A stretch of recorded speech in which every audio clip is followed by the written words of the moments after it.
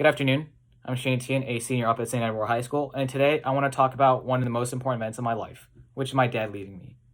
This is because in his absence, I learned one of my greatest skills, which is the ability to see things not as they are, but what they can be. Not to cry about the fact that he left me, but to be grateful for my situation and what I've taught myself.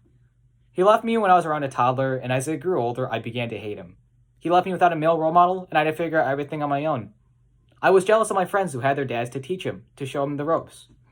This was up around high school when I watched the one scene from Fresh Prince of Bel-Air where Will Smith talks about everything he's done on his own.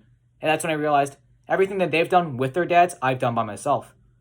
I developed a new gratitude for my situation and realized that I should take this mentality into everything else. To see the possible good in a scenario, no matter how dark it is. To see what I can learn. To figure out what I can salvage of this and make this situation work for me. Secondly, I want to talk about my essay. I wrote about the idea of cold fusion. It's not something I actually really want to pursue, purely for the fact that cold fusion doesn't exist.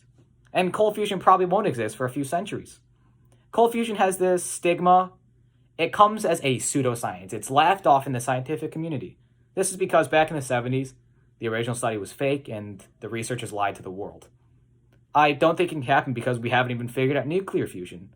And cold fusion's a step further. But I think cold fusion does present to us a real issue. A ton of people in my generation, they say they don't care. They'll try to conserve, but they don't make a huge effort because they're like, what does it matter to me? I'll be dead. I won't see when the world starts to go awful because of humanity's choices. And we need to get rid of this apathetic mindset and take initiative into finding the next answer. Because oil isn't the answer in the future. Some clean energy is. And if that's nuclear fusion or if it's not, it's up to our generation in the future to figure it out. Thank you.